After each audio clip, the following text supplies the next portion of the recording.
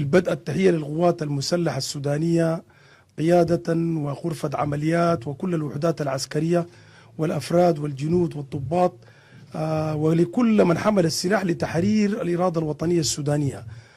في مثل هذه الحالات ربما تهرب الكلمات لكي تعبر عن ما يجيش بخاطر الإنسان عندما يزور هذا المكان، وهذا المكان ليس ككل الأمكنة.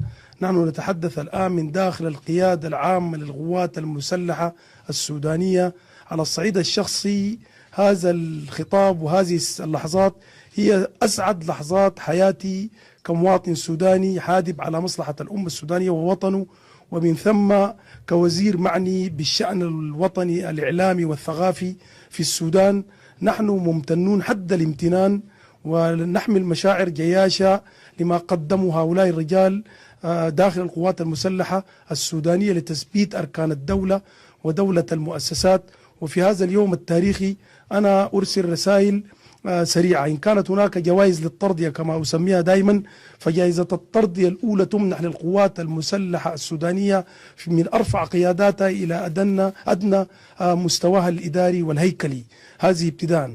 ثم نحيي والي ولاية الخرطوم هذا الرجل الصنديد الذي بتماسكه أيضا ثبتت أركان الدولة والحكم التنفيذي في العاصمة السودانية. نحن عندما نتحدث عن روح الحماس كنا نستمد كل روح الحماس طوال فترة الحرب التي انقضت من موقف هؤلاء الرجال. عندما تنتابك بعض المشاعر التي يعني تدغدغ فيك الحس الوطني ونحن خارج جدار الوطن، كنا نستهدي ونسترشد بتضحية هؤلاء الرجال الذين ظلوا في هذا المكان.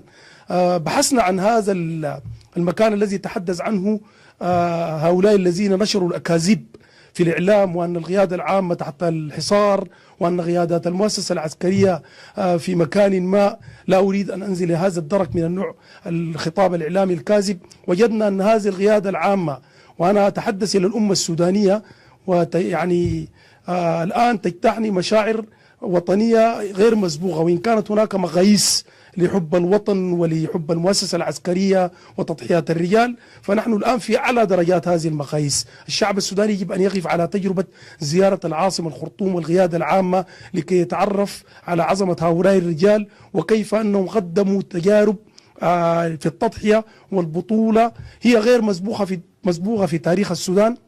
نحن مطلعون وقرأنا التاريخ منذ الحروب الأولى بالسيوف والأسلحة البيضاء. هؤلاء الرجال صمدوا أمام أعتى وأحدث التقنيات العسكرية، ما انكسروا ولا باعوا ولا رهنوا إرادتهم الوطنية، ظلوا واقفين شامخين كالجبال. نحن نؤكد باسم الشعب السوداني، وعندما نتحدث باسم الشعب السوداني لا نتحدث باسم هذه القلة التي كانت تسيء للمؤسسة العسكرية. كانت قناعتنا واختلفنا معهم في مراحل من الفترات الاختلاف مع القوى المدنية عندما أرادوا أن يسيئوا للمؤسسة العسكرية، وكنا نعلم أن هذه الإساءة هي مجرد ستار لهذه المؤامرة الكبرى التي ارتكبت في حق الشعب السوداني والمؤسسة العسكرية.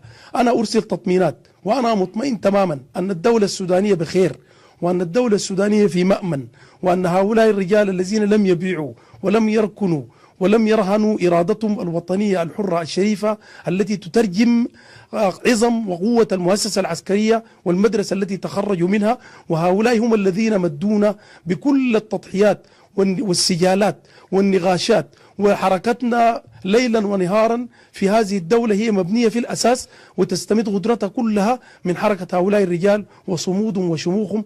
نحن نتقدم بالتحية والتقدير لهذه القيادة العسكرية ولكل منتسبي القوات المسلحة، ونرسل عبرهم التحية أيضا لكل من حمل السلاح دفاعا عن دولته وعن شعبه، بداية من قوات الشرطة وقوات المخابرات وقوات القوى المشتركة والمستنفرين وقوات درع السودان. ومن داخل القيادة العامة أنا أريد من الشعب السوداني أن يسميها القوات السودانية المسلحة السودانية، لأننا في سياق حرب ثقافية نريد أن نخوض أيضا بعد انتهاء هذه الحرب التي أقرب ما يكون إلى أن تتحقق فيها عملية النصر الكامل.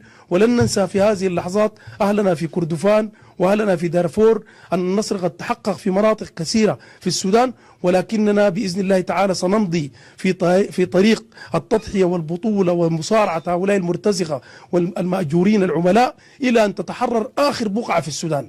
مهما طال الزمن أم قصر لن تتوقف هذه الحرب إلا بنصرة الإرادة الوطنية وصيانة عنفوان الأمة السودانية وحماية حرائر نساء السودان، وهذا هو شأننا جميعا، وسنقف صفا واحدا مع القوات المسلحة السودانية. التحية لهم ولكل من شارك في هذه المعركة معارك الكرامة، وأيضا نترحم على الشهداء، ونسأل الله العلي القدير أن يتقبل أن يعجل بالشفاء للجرحى ويعيد المفقودين بحول الله تعالى. أنا ممتن أيما امتنان في هذا اليوم لهؤلاء الرجال وللمؤسسة العسكرية، وأرسل رسالة للشعب السوداني أخيرة أنه عليكم أن تأتوا، وهذه رسالة على وجه التحديد للشباب. نحن جميعا علينا أن نعود في دفعات، نترك أسرنا في مناطق آمنة داخل أو خارج السودان لنعود إلى الخرطوم، نجري بعض المساحات الأولية، نهيئ البنية التحتية، نساعد القوات العسكرية والقوات المسلحة كافة في أننا نعيد شكل الدولة المدنية وهيبة الدولة التنفيذية. وأنا أتحدث هنا باسم الدولة المدنية والدولة التنفيذية، أننا في حكومة السودان الآن داعمين لكل المجهود الحربي، داعمين لسيادة وطننا، داعمين لمناصرة قواتنا المسلحة، ونناشد العالم الخارجي أن يسمع هذه الرسالة جيدا، أن السودان لن يعود مساحة للمؤامرات من جديد، أن السودان لن تكون فيه إرادة للسفراء، السودان لن يكون فيه أي إنسان يسيء للمؤسسة العسكرية. الدولة السودانية ستضع ما يضع حد لهذه التدخلات، ونحن في سياق العمل التنفيذي كحكومة مدنية، وأنا أكرر هذه الكلمة لأننا جميعا في الحكومة القائمة الآن مدنيون معنيين بسلطة تنفيذية مدنية، ولكن في أي دولة في العالم العمل التكاملي بين القوى المدنية والعسكرية هو عمل تشاركي لا يلغي الطرف الآخر. وهذه القوة التي جندت نفسها في حرب الأجندات وبعد ضمائر للمجتمع الدولي والإقليمي وللدول المتورطة في حرب السودان، نقول لهم بالفم المليان أن معركتكم في السودان خسرت وستخسر، ولن يكون هناك موطئ قدم لأي كائن من كان أجرم في حق الشعب السوداني. هناك مؤسسات عدالة ستحاكم كل من أجرم وستطلق سراح من هو غير متورط في هذه الحرب ليكون عنصرا بناء.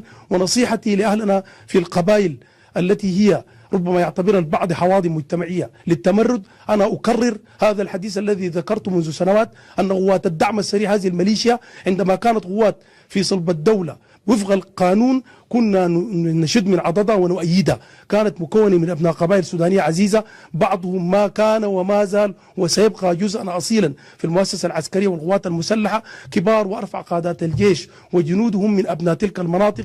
نناشد قادة وزعماء هذه المناطق أن يقوموا برسالتهم الوطنية لتحييد هؤلاء الشباب المغرر بهم.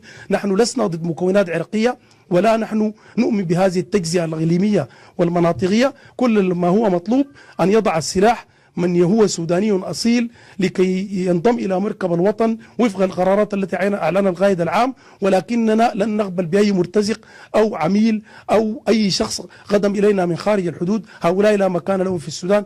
أنا أبشر الشعب السوداني أن كلمة النصر أقرب من أي وقت.